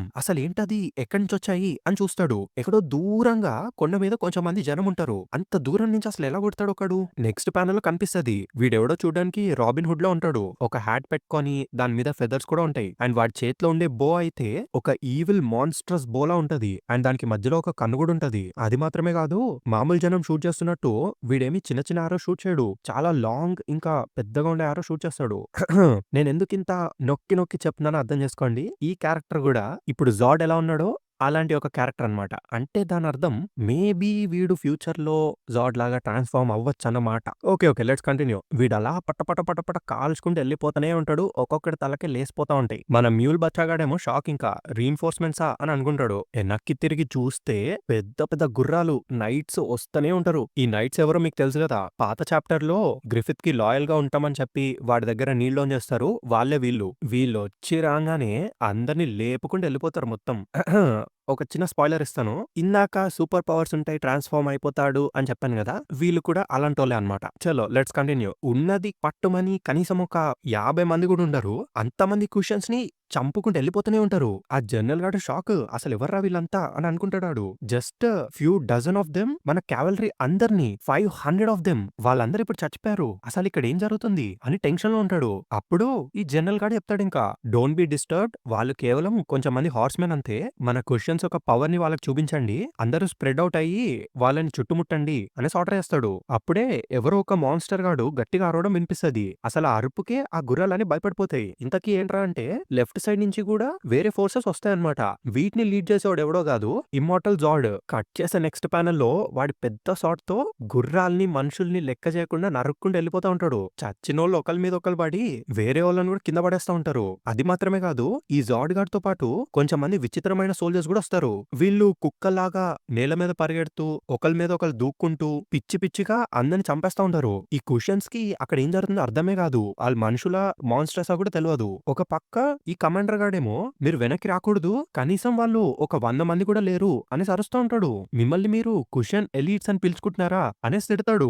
అప్పుడే మళ్ళీ ఈ క్యానన్ గాడు వస్తాడనమాట. ఫుల్ హైట్ గా ఉండే ఆ నైట్ ఉంటాడు చూడు, భారీ ఆకారంలో ఉండే ఈ నైట్ గాడు ఆ నైట్ లోకస్ తో పాటు వస్తాడు. అదే గ్రిఫిత్ ఆ ఫోర్ట్ లో ఉండే వాళ్ళని కాపాడినప్పుడు వీడు మళ్ళీ ఇక్కడికి వచ్చేసి ఒక జైంట్స్ ఒక ఫోర్స్ ని కమాండ్ చేస్తా ఉంటాడు. ఈ సోల్జర్స్ వాళ్ళ భారీ ఆకారాన్ని చూసి భయపడిపోతారు, మొత్తం వెనక్కి తిరిగి వచ్చేస్తా ఉంటారు అనమాట. అరే ఏంటి జైంట్స్ ఎందుకు వచ్చారు అనేసి అనుకుంటారు. ఈ కమాండర్ గాడు కూడా భయమేస్తది. జనరల్ ఇప్పుడు ఏం చేద్దాము అని అడుగుతాడు. ఈ జనరల్ గాడు ఇంకా మొత్తం షివర్ అయితా ఉంటాడు. అసలు ఇక్కడ ఏం జరుగుతుంది, ఎవరో ఫోర్సెస్ మిడ్లాండ్ మొత్తం తిరిగి అందరినీ లిబరేట్ చేస్తున్నారని నేను విన్నాను, కొంపదీసి వాళ్ళు వీళ్ళేనా అనేసి అనుకుంటాడు. దాని తర్వాత అక్కడ ఎగురుతూ ఉండే ఆ జెండాను చూస్తాడనమాట. అసలు ఛాన్సే లేదు, నాకు ఆ జెండా ఏంటో తెలుసు అనేసి అనుకుంటాడు. ఈ మ్యూల్ గార్డ్ కూడా ఫ్లాగ్ ని చూస్తాడు. తర్వాత మనకి గ్రిఫిత్ ని చూపిస్తారనమాట. లాస్ట్ ప్యానెల్ లో గ్రిఫిత్ ని ఆ ఫ్లాగ్ ని పక్క పక్కన చూపిస్తారు. దాంతో ఆ చాప్టర్ ఎండ్. ఇప్పుడు నెక్స్ట్ చాప్టర్ కి వెళ్ళిపోదాము. ఈ చాప్టర్ పేరు వచ్చి banner of the flying sword. ఈ చాప్టర్ లో మళ్ళీ కంటిన్యూషన్ ఉంటది. ఈ గ్రిఫిత్ గాడికి అలైస్ అయిన ఆ నైట్స్ అందరూ వచ్చి సోల్జర్స్ తుక్కు తుక్కుగా నరికేస్తా ఉంటారు, జాడ్ గార్డ్ తో సహా. నెక్స్ట్ ప్యానెల్ లో గ్రిఫిత్ గాడిది వాడి గుర్రాంది కలిపి ఒక మాస్టర్ ఆర్ట్ ఉంటది. ఇదైతే క్రేజ్ అంటే క్రేజ్ అసలు. చలో చలో లెట్స్ కంటిన్యూ. నెక్స్ట్ అక్కడున్న సోల్జర్స్ అందరూ గ్రిఫిత్ ని ఫాలో చేయండి అని అరుస్తారు. వాళ్ళందరూ డిఫరెంట్ డిఫరెంట్ ఫార్మేషన్స్ తో క్వశ్చన్స్ అందరిని చంపేస్తా ఉంటారు. ఈ మ్యూల్ వాళ్ళ సోల్జర్స్ అందరూ షాక్ అయిపోతారు మొత్తం. వాట్ ఎ మ్యాగ్నిఫిసెంట్ ఆరో హెడ్ ఫార్మేషన్. అంత పెద్ద ఆర్మీని కూడా చీల్చుకుంటూ లోపలికెళ్ళిపోతున్నారు. అమేజింగ్ అని అనుకుంటారు. అప్పుడు పక్కనే ఉన్న సోల్జర్ చెప్తాడు, ఆ రెసిస్టెన్స్ ఫోర్స్ యొక్క ఫ్లాగ్ ఎంబ్లెమ్ ని చూడండి. అది తప్పకుండా బ్యాండ్ ఆఫ్ ది హాకే అనే చెప్తాడు. అండ్ ఆ సిల్వర్ ఆర్మర్ లో ఉన్న నైట్ మరెవరో కాదు, ది వైట్ హాక్ కౌంట్ గ్రిఫితే అని చెప్తాడు. ఈ మ్యూల్ గాడు షాక్ అయిపోతాడు. ఏంటి అది గ్రిఫితా అని అనుకుంటాడు లోపల. దాని తర్వాత ఇంకా వెంటనే ఆ సోల్జర్స్ అందరిని పిలుస్తాడు. All right, don't fall behind. ఇదంతా మన ప్రజల కోసమే చేస్తున్నాము అని చెప్పి ఆ సోల్జర్స్ అందరినీ ముందుకు తీసుకెళ్తా ఉంటాడు. సడన్ గా వాచ్ అవుట్ అని చెప్పి వాడికి ఒక వాయిస్ వినిపిస్తుంది. దాంతో అందరిని ఆపేస్తాడు. అదే సెకండ్ కి చాలా ఆరోస్ వచ్చి వాళ్ళ కాళ్ళ ముందు పడతాయి. ఈ మ్యూల్ గాడు మొత్తం ఆశ్చర్యపోతాడనమాట. అసలు ఇప్పుడు ఏం జరిగింది, నాకు వినిపించిన వాయిస్ ఎవరిది అని అనుకుంటాడు. సోల్జర్స్ అందరూ కూడా షాక్ లో ఉంటారు. ఇంకొక్క అడుగేసుంటే పైకి వెళ్ళిపోయేవాళ్ళం రా అని. దాంతో మ్యూల్ గాడు పక్కకేసి చూస్తే అక్కడ గుర్రం మీద ఒక అమ్మాయి కూర్చొని ఉంటది. కొంపదీసి ఆ అమ్మాయి ఇలా చేసిందా అని అనుకుంటాడు మ్యూల్. ఇంతకీ మ్యాటర్ ఏంటంటే అక్కడున్న అమ్మాయి మరెవరో కాదు, గ్రిఫిత్ ఆ ఫోర్ట్ దగ్గర కాపాడిన అమ్మాయి అన్నమాట. తను ఒక సైకిక్. అక్కడి నుంచి గ్రిఫిత్ కి ఇన్స్ట్రక్షన్స్ ఇస్తా ఉంటదన్నమాట. అసలు ఎనిమి లీడర్ ఎక్కడున్నాడు అవన్నీ చెప్తా ఉంటది. ఈ గ్రిఫిత్ గాడేమో స్పీడ్ గా లీడర్ దగ్గరికి వెళ్ళిపోతా ఉంటాడు. ఒక పక్క లీడర్ ఏమో ఏవేవో కమాండ్స్ ఇస్తా ఉంటాడు. స్ప్లిట్ సెకండ్ లో గ్రిఫిత్ గాడు స్పీడ్ గా వచ్చేసి వాడి తల నరికేస్తాడు. ఆ హెడ్ కట్టే నేల మీద పడిపోద్ది. అక్కడ సోల్జర్స్ అందరూ షాక్. అరే జనరల్ చనిపోయారా అని అంటా ఉంటారు వాళ్ళు. అప్పుడే గ్రిఫిత్ గాడు హెల్మెట్ ఇట్లా పైకని, నేను వాళ్ళ లీడర్ ని చంపేశాను, మిగతా అందరినీ కూడా చంపేయండి అని గట్టిగా అరుస్తాడు. అసలు ఆ మాటలు వినంగానే ఈ క్వశ్చన్స్ అందరు ఇంకా ఫుల్ భయంతో అణికిపోతారు. రిట్రీట్ అని అరుస్తూనే ఉంటారు. కట్ చేసే నెక్స్ట్ ప్యానెల్ లో వాళ్ళందరూ చెల్లా చెదరైపోతారు. ఒక్కొక్కరు ఒక డైరెక్షన్ లో పరిగెడుతూనే ఉంటారు. ఈ మిడ్లాండ్ వాళ్ళు ఇంకా ఫుల్ సెలబ్రేట్ చేసుకుంటారు. మనం గెలిచాము అని గట్టిగా అరుస్తారు. తర్వాత గ్రిఫిత్ గాడు హెల్మెట్ ఇట్లా తీసేస్తాడు. గ్రిఫిత్ మొహాన్ని చూసి ఈ మ్యూల్ షాక్ లో ఉంటాడు. దాంతో సీన్ కట్. నెక్స్ట్ మళ్ళీ ఈ క్వశ్చన్స్ యొక్క జనరల్ కాకుండా కింద కమాండర్ ఉంటాడు కదా, వాడిని చూపిస్తారు. వాడు లోపల ఇలా అనుకుంటా ఉంటాడు, వాట్ ఎ డిజాస్టర్. కనీసం వాళ్ళు 1000 మంది కూడా లేరు. లేదు వాళ్ళందరినీ లెక్క పెట్టకూడదు. కేవలం ఆ ఫస్ట్ వచ్చిన mere 100 members of vanguard మాత్రమే మా 5000 మంది ప్రౌడ్ క్వశ్చన్ సోల్జర్స్ ని ఎగ్జిస్టెన్స్ నుంచే చెరిపేశారు. సో బకిరాకాస్ ఇచ్చిన రిపోర్ట్ లో ఉన్న ఆ లైట్ ఆఫ్ ది హాక్ ఇతనే అన్నమాట. వాళ్ళు చెప్పినట్టు ఆ ప్రీస్ట్ మాట్లాడిందంతా నిజమే అయ్యుండొచ్చు. నేను వెంటనే హెడ్ క్వార్టర్స్ కెళ్ళాలి అని అనుకుంటాడు. అప్పుడే ఆ ఫారెస్ట్ లో వాళ్ళ ముందుకి కొంచెం మంది డీమన్స్ వచ్చేస్తారనమాట. వీళ్ళకెవరో కూడా అర్థం కాదు. ఆ గుర్రాలని భయపడతా ఉంటాయి. ఫాల్ బ్యాక్ అవుదాంరా అని అనుకుంటా ఉంటారు. పైకి చూస్తే పైన కూడా ఉంటాయి ఆ డీమన్స్ అని. అసలు ఎవరా వీళ్ళంతా అని అనుకుంటాడు ఆ కమాండర్ గాడు. అప్పుడే కమాండర్ వెనకాలకి ఆ రాక్షస్ గాడు వచ్చేస్తాడు. మేమింకా రక్తాన్ని కూడా చూడలేదు, మీరప్పుడే వెళ్ళిపోతారా అని అడుగుతాడు. ఆ డీమన్స్ స్లోగా ముందుకొస్తా ఉంటారు. వాళ్ళ పళ్ళని, వాళ్ళ నోట్లో ఉన్న బ్లడ్ ని చూపిస్తా ఉంటారు మనకి. ఈ సోల్జర్స్ కేమో కారిపోతా ఉంటది ఒక పక్క. దాంతో సీన్ కట్. ఆ ఫారెస్ట్ నుంచి అరుపులు. ఎక్కడ పడితే అక్కడ బ్లడ్డే కనిపిస్తాయి మనకి. నెక్స్ట్ సీన్ కట్ అయ్యి రిలీఫ్ క్యాంప్స్ ని చూపిస్తారు. అక్కడ సోల్జర్స్, వాళ్ళ ఫ్యామిలీస్, చిన్నపిల్లలు అందరూ ఉంటారనమాట. ఆ మ్యూల్ గాడు ఆ క్యాంప్ లో నడుచుకుంటూ పోతా ఉంటాడు. అన్బిలీవబుల్. అసలు నిజంగా ఇదొక బ్యాటిల్ ఫీల్డ్ అయినా ఉమెన్, చిల్డ్రన్, ఎల్డర్లీ వీళ్ళందరూ ఎంతో సేఫ్ గా ఒక పీస్ఫుల్ విలేజ్ లో ఉన్నట్టుగా నాకు అనిపిస్తుంది. అసలు వీళ్ళ మొహం మీద ఆ చిరునవ్వు చూస్తుంటే ఏదో ఫారెన్ సోల్జర్స్, ఫారెన్ ఆర్మీ వాళ్ళు వీళ్ళ దేశాన్ని ఆక్రమించుకుంటున్నారు అన్న భయమే లేనట్టుగా కనిపిస్తుంది అని పోతా ఉంటాడు. అప్పుడే మ్యూల్ కి ఆ అమ్మాయి కనిపిస్తుంది. ఆ అమ్మాయి ఏమో ఇదంతా లార్డ్ గ్రిఫిత్ వల్లనే, ఆయన వల్లనే మనం ఇలా నవ్వగలుగుతున్నాము అని చెప్పిద్ది. అప్పుడు వీడు మళ్ళీ ఆలోచిస్తా ఉంటాడు, కొంపదీసి ఈ అమ్మాయి నా బ్రెయిన్ చదవగలదా ఏంటి అని. అప్పుడు ఆ అమ్మాయి కంటిన్యూ చేస్తుంది, నా పేరు Sonia, welcome to the band of the hawk అని చెప్పిద్ది. ఈ మ్యూల్ అడుగుతాడు, బ్యాండ్ ఆఫ్ ది హాక్ అని. ఆ అమ్మాయి అవును అని చెప్పిద్ది. ఈ గ్రూప్ ని కూడా ఆ legendary band of the hawk లానే పిలుచుకుంటున్నాము. ఏ గ్రూప్ కైతే హాక్ కమాండర్ గా ఉంటాడో ఆ గ్రూప్ ని మరి ఇంకేమని పిలుస్తాం చెప్పు అని అడిగిద్ది. సరే ఇప్పుడు నాతో రా, నీకు ఆయన్ని కలవాలని ఉంది కదా, అదే లార్డ్ గ్రిఫిత్ ని అని అడిగిద్ది. దాంతో ఈ మ్యూల్ గాడు ఫాలో అవుతాడు. ఆ చాప్టర్ ఎండ్ అయిపోద్ది. నెక్స్ట్ చాప్టర్ పేరు వచ్చి wings of light and darkness. ఈ చాప్టర్ స్టార్టింగ్ లో అక్కడున్న సోల్జర్స్ అందరూ డ్రిల్స్ చేయడం కనిపిస్తుంది. ఆ డ్రిల్స్ అన్ని చూసి వీడు షాక్ లో ఉంటాడు. అసలు క్వశ్చన్స్ ఉన్న స్టేట్ లో వాళ్ళంతా ఆక్రమించిన తర్వాత కూడా ఈ సోల్జర్స్ ఎలా ఇంత హై స్పిరిట్ తో డ్రిల్స్ చేయగలుగుతున్నారు అని ఆలోచిస్తాడు. అక్కడ కొంచెం మంది సోల్జర్స్ హిందీలో మాట్లాడతారు. నీ గుర్రాన్ని కొంచెం స్టడీగా పెట్టు అని ఎక్స్ప్లెయిన్ చేస్తా ఉంటాడు. కట్ చేస్తే మనకు కనిపిస్తుంది, ఇంతకీ అక్కడ ఒక క్వశ్చన్ సోల్జర్ ఉంటాడు. గుర్రాన్ని స్ట్రేట్ గా ఉంచడానికి ప్రయత్నించు అని ఎక్స్ప్లెయిన్ చేస్తా ఉంటాడు. ఈ మ్యూల్ గాడు షాక్ అయిపోతాడు. అరే వాడు క్వశ్చన్ కదా అని అడుగుతాడు. ఈ సోనియా అవును కరెక్టే అని చెప్పిద్ది. ఏంటి అవును కరెక్టేనా, అసలు దీని అర్థం ఏంటి, వాళ్ళు మన ఎనిమీస్ కదా అని అడుగుతాడు. ఈ సోనియా చెప్పిద్ది, ఇప్పుడు వాళ్ళు మన ఎనిమీస్ ఏం కాదు, కాదు అలా అరవడం ఆపు అని అనిద్ది. అప్పుడే ఒక నైట్ వచ్చి దే ఆర్ ప్లెడ్జెస్ అని చెప్తాడు. అదే నైట్ లోకస్. వాళ్ళ ఎంపైర్ లో అలాంటి వాళ్ళని వార్డ్ స్లేవ్స్ అని పిలుస్తారేమో కానీ ఇక్కడ కాదు అనే చెప్తాడు ఆ లోకస్. ఈ మ్యూల్ లోకస్ ని చూసి షాక్ అయిపోతాడు. అసలు ఏంట్రా ఇది, ఈ బిజార్ ఓవర్ పవరింగ్ సెన్స్ అదేదో నన్ను ఒక హ్యూజ్ పీస్ట్ ప్రే లాగా చూస్తున్నట్టు నాకు అనిపిస్తుంది అనేసి అనుకుంటాడు లోపల. ఈ లోకస్ కంటిన్యూ చేస్తాడనమాట. ఒకవేళ మన వార్ ప్రిజనర్స్ 3 బ్యాటిల్స్ లో సర్వైవ్ అయితే వాళ్ళకి మనం 2 చాయిస్లు ఇస్తాము, ఈదర్ డెత్ ఆర్ మన ఆర్మీలో జాయిన్ అవ్వడము. అండ్ వాళ్ళు ఫ్యూచర్ లో ఎగ్జాక్ట్ గా వాళ్ళు ప్లెజ్ చేసినట్టే నడుచుకుంటే గనక మన ఆర్మీలో ఉన్న వేరే సోల్జర్స్ లానే వాళ్ళకి కూడా ప్రమోట్ అయ్యే అవకాశం ఉంటుంది. అది మాత్రమే కాదు, ఒక పెద్ద గ్రూప్ కి ఇన్ఛార్జ్ గా పనిచేసే అవకాశం కూడా వస్తుంది అని చెప్తాడు. ఇదంతా మేము క్వశ్చన్స్ దగ్గర నుంచి నేర్చుకున్నాము, కాకపోతే దాన్ని ఇంకొంచెం రిఫైన్ చేసి ఇంప్లిమెంట్ చేస్తున్నాము. ఏదో క్వశ్చన్స్ లాగా మేము కేవలం ఈ సోల్జర్స్ ని భయంతోనే నడిపించడం లేదు, మేము భయాన్ని ఇంకా ఇన్సెంటివ్స్ ని 2 చూపించి కమాండ్ చేస్తున్నాము అని చెప్తాడు. అప్పుడు మ్యూల్ గడ్ కి కోపం వస్తుంది. అది మూర్ఖత్వం, మన ప్రీవియస్ ఎనిమీస్ ని మనం మెన్ని కమాండ్ చేయమని అడగడమా అని అంటాడు. అప్పుడు ఈ లోకస్ చెప్తాడు, క్వశ్చన్స్ ఏమి ఒక మోనోలిథిక్ కింగ్ ఉన్న ఎంపైర్ కాదు, వాళ్ళ ఎంపైర్ లో వివిధ రకాల రాయల్ హౌసెస్ ఉన్నాయి. అందులో కొన్ని తక్కువ లెవెల్లో ఉన్నాయి అండ్ కొన్ని హైయర్ సోషల్ లెవెల్లో ఉన్నాయి. అండ్ వాళ్ళ గ్రూప్ లో ఒకరి మీద ఒకరికి చాలా గ్రజెస్ ఉన్నాయి అని చెప్తాడు. అప్పుడు మ్యూల్ అడుగుతాడు, మరి మిడ్ ల్యాండ్ యొక్క ప్రజల ఫీలింగ్ సంగతి ఏంటి? వీళ్ళందరూ మన ఇళ్ళని, మన పేరెంట్స్ ని, బ్రదర్స్ ని నాశనం చేశారు, చంపేశారు, దాని సంగతి ఏంటి అని అడుగుతాడు. అప్పుడు ఈ నైట్ చెప్తాడు, అందుకే కదా మనం వాళ్ళని 3 సార్లు బ్యాటిల్ ఫీల్డ్ లో ముందు వరుసలో నుంచోబెడుతున్నాము. అండ్ మనం వాళ్ళని ఫస్ట్ రోలో పెట్టడం వల్ల మన సోల్జర్స్ యొక్క క్యాజువాలిటీ తగ్గుతుంది. అండ్ మన ఉమెన్, మన చిల్డ్రన్ వాళ్ళ ఫాదర్స్ ని, బ్రదర్స్ ని, హస్బెండ్స్ ని కోల్పోకుండా ఉంటారు అని చెప్తాడు. అప్పుడు ఈ మ్యూల్ ఇంకా ఆర్గ్యూ చేస్తూనే ఉంటాడు, నేను మీ లాజిక్ ని చూడగలుగుతున్నాను కానీ నేను దీన్ని యాక్సెప్ట్ చేయలేకపోతున్నాను. నా ఎనిమీ పక్కనే ఎవరైతే నా హోమ్ ల్యాండ్ ని, నా ఫ్యామిలీని ఆక్రమించుకున్నారో వాళ్ళ పక్కన రైట్ చేయడం ఇది నేను చేయలేను అని అంటాడు. ఈ నైట్ ఏమో కొంచెం నవ్వి, నువ్వు అడ్జస్ట్ చేసుకుంటావులే, ఎవరైనా ఇద్దరు మనుషులు ఒకరి మీద ఒకళ్ళు కోపం పెంచుకున్నా, అసూయ పెంచుకున్నా కూడా చివరాఖరికి వాళ్ళిద్దరూ ఒకటే, దే ఆర్ హ్యూమన్. ఒక్కసారి నువ్వు ఈ బ్యాండ్ లో జాయిన్ అయిన తర్వాత నీ ఫార్మర్ ఎనిమీస్ కి నీకు అసలు ఎటువంటి తేడా లేదని నువ్వే రియలైజ్ అవుతావు అని చెప్తాడు. దాని తర్వాత అక్కడి నుంచి వెళ్ళిపోతాడు. అప్పుడు మ్యూల్ అడుగుతాడు, అసలు ఆ నైట్ ఎవరు అని. ఆయన సర్ లోకస్, కొత్త రిక్రూట్స్ ని ట్రైన్ చేసే బాధ్యత ఆయనదే అని. ఈ మ్యూల్ గాడు షాక్ అయిపోతాడు, ఏంటి లోకసా? కొంపదీసి నువ్వు చెప్పేది the moon light night locus గురించా అని అడుగుతాడు. దాని తర్వాత ఈ మ్యూల్ లోపల ఇలా ఆలోచిస్తూ ఉంటాడు లోకస్ గురించి. హీఈస్ ది మైటియస్ట్ నైట్, ఆయన ఎవరైనా డిఫీట్ చేసిందే లేదు, ఆయన కౌంట్లెస్ డ్యూయల్స్ లో గెలిచారు. ఆయన ఇదంతా కంటిన్యూ చేస్తూ కూడా ఎప్పుడూ ఒక మాస్టర్ కిందే సెటిల్ అయిపోలేదు. ప్రతి ఒక్క వారియర్ కొడుకు ఆయన కథల్ని చిన్నప్పుడు బెడ్ టైమ్ స్టోరీ లాగా వినేవారు. అలాంటి ఒక లెజెండ్ ఇక్కడేం చేస్తున్నారు అని అనుకుంటాడు లోపల.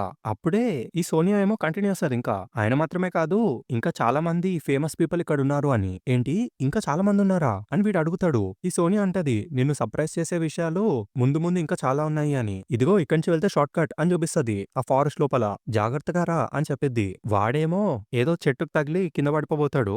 నువ్వు బానే ఉన్నావా అని అడిగిద్ది అమ్మాయి. వీడు మళ్ళీ ఆలోచిస్తూ ఉంటాడు, అసలు ఎవరి అమ్మాయి ఈ చీకట్లో కూడా తనకి ఎలా కనిపిస్తుంది అని అనుకుంటాడు. దాంతో అమ్మాయి వెనక్కి తిరిగి నేను చేయి పట్టుకోవాలా అని అడిగిద్ది. వీడు నో అంటాడు. దాని తర్వాత లోపల అనుకుంటాడు, అండ్ చూస్తుంటే తిను నా మైండ్ రీడ్ చేయగలుగుతుందేమో, ఆర్ లేదంటే కేవలం ఇది నా ఇమాజినేషనా అని అనుకుంటాడు. దాని తర్వాత వాడికి సడన్ గా భయం వేయడం మొదలైద్ది. అసలు ఏంటిదంతా, అసలు ఈ బిజార్ ప్రెజెన్స్ ఎవరిది ఈ ఫారెస్ట్ నిండా? నాకు అలాగే అనిపిస్తుంది. ఎవరు వీళ్ళంతా? రాక్షసులా? ఆ ప్యాక్ ఆఫ్ ఫుల్స్? అక్కడికి వెళ్ళకూడదేమో, డేంజర్ ఏమో అని చెప్పి ఒక నిమిషం ఆగు అని అంటాడు సోనియాని. సడన్ గా రిలీజ్ అవుతాడు. మనకొక పెద్ద ప్యానెల్ చూపిస్తారు, వాళ్ళ చుట్టూ సోల్జర్ కాస్ట్యూమ్స్ వేసుకొని డీమన్స్ ఉంటారన్నమాట. నెక్స్ట్ ప్యానెల్ కనిపిస్తుంది మనకి. ఈ మ్యూల్ గాడు మొత్తం షాక్ అయిపోతాడు, అసలు ఏంటిదంతా అని అనుకుంటాడు. అప్పుడు ఈ సోనియా చెప్పిద్ది, ఈ రోజు బ్యాటిల్లో నువ్వు వాళ్ళని చూసావు కదా, వాళ్ళని వార్ డీమన్స్ అంటాము అని చెప్పిద్ది. ఈ లోపల అనుకుంటాడు, వార్ డీమన్సా అని. ఒక్కొక్కడు ఒక్కో రకంగా ఉంటాడు. వీడు మొత్తం దిక్కులు చూసుకుంటూ నడుస్తూ ఉంటాడు. ఒక పక్కకు చూస్తే నలుగురు కలిసి ఏదో తింటా ఉంటారు. నెక్స్ట్ ప్యానెల్ లో కనిపిస్తుంది మనకి, వాళ్ళొక జింకని బతుకుండగానే తినేస్తా ఉంటారు. ఈ సోనియా చూసి ఇంతకు ముందు కన్నా ఇప్పుడు బెటరే అని అంటది. కొన్ని రోజుల క్రితము వాళ్ళు క్వశ్చన్ ప్రిజనర్స్ ని తినేసేవాళ్ళు అని చెప్పిద్ది. వీడింకా అదే షాక్ లో ఉంటాడు.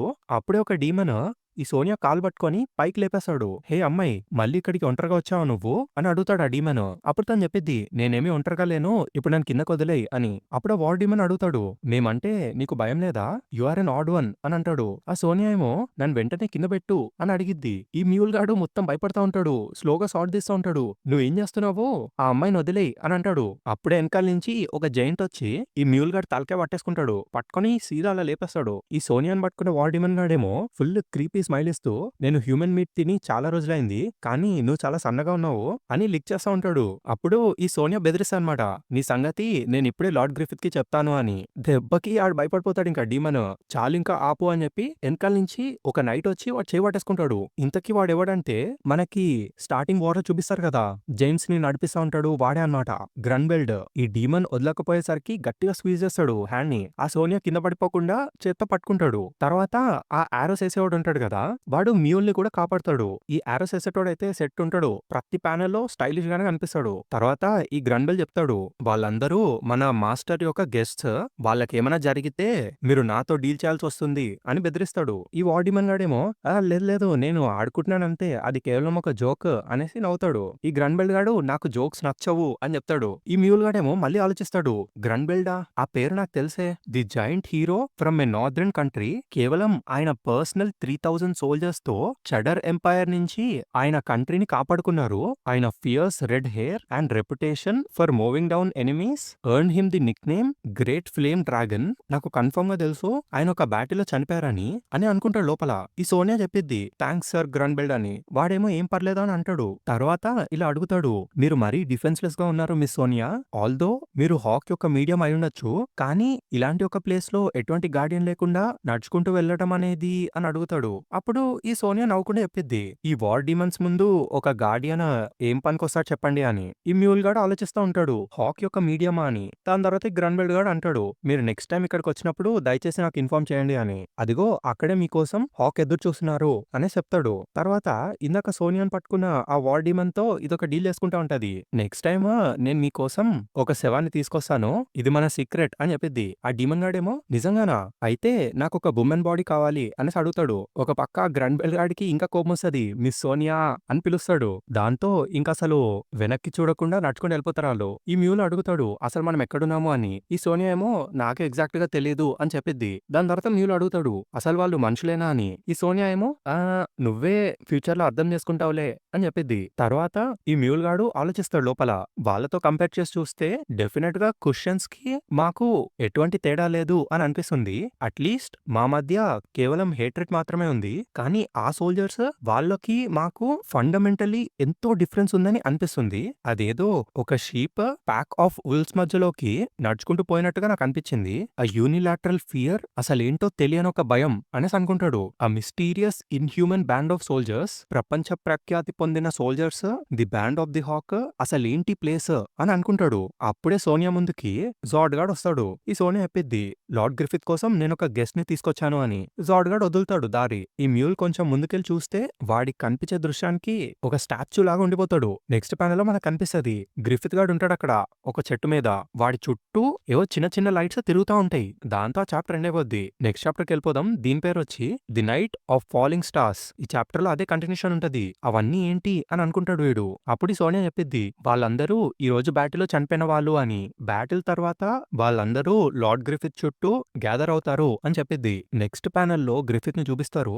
గ్రిఫిత్ చుట్టూ అదేదో సూపర్ సైన్ ఆరా లాగా ఆ సోల్స్ గ్లో అయితా ఉంటాయి. ఈ పిక్చర్ అయితే కేక్ అంటే కేక్ ఉంటది. చలో లెట్స్ కంటిన్యూ. నెక్స్ట్ ప్యానెల్ లో ఈ మ్యూల్ గాడు ఏంటి డెడ్ సోల్సా అని అడుగుతాడు. ఈ సోనియా ఏమో అవి చూడ్డానికి ఎంతో క్యూట్ గా ఉన్నాయి కదా అని అంటది. ఒక పక్క కింద చాలా మంది జనం కనిపిస్తారు. వాళ్ళందరూ గ్రిఫిత్ కి ప్రే చేస్తా ఉంటారు. వాళ్ళెవరు అని మ్యూల్ అడుగుతాడు. ఆ అమ్మాయి చెప్పిద్ది, వార్ లో చచ్చిపోయిన సోల్జర్స్ యొక్క పిల్లలు, లవర్స్, పేరెంట్స్ అండ్ రిలేటివ్స్ అని. వాళ్ళ ఫైనల్ ఫేర్వెల్ చెప్పడానికి ఇక్కడికి వచ్చారు అని చెప్పిద్ది. తర్వాత అక్కడ ఒక చిన్న పిల్లోడు అడుగుతాడు, మా డాడ్ ఎక్కడా అని. అప్పుడు గ్రిఫిత్ గాడు వాడి చేత్తో ఇలా ఒక సోల్ ని ముందుకు తోస్తాడు. అప్పుడే వాళ్ళ డాడ్ ఇలా వచ్చేసి ఆ బుడ్డని పట్టుకుంటాడు. ఆ మదర్ ఇంకా బుడ్డోడు షాక్ మొత్తం. ఆ సోల్ లాస్ట్ టైమ్ ఇంకా వాళ్ళిద్దరిని హగ్ చేసుకొని మళ్ళీ గ్రిఫిత్ దగ్గరికెళ్ళిపోతాడు. లాస్ట్‌కి ఆ సోల్స్ అన్నీ ఆకాశంలోకెళ్ళిపోతాయి. దాని తర్వాత ఆ ప్రజలందరూ లేచి అక్కడి నుంచి ఎళ్ళిపోతారు. వాళ్ళెళ్ళిపోంగానే కొంచెం కూడా లేట్ చేయకుండా ఈ సోనియా పరిగెట్టుకుంటూ ఎళ్లి గ్రిఫిత్‌ని హగ్ చేసుకుంటది. "నువ్వు ఈ రోజు చాలా పర్ఫార్మ్ చేసావు సోనియా" అని చెప్పి గ్రిఫిత్ గాడు పొగుడుతాడు.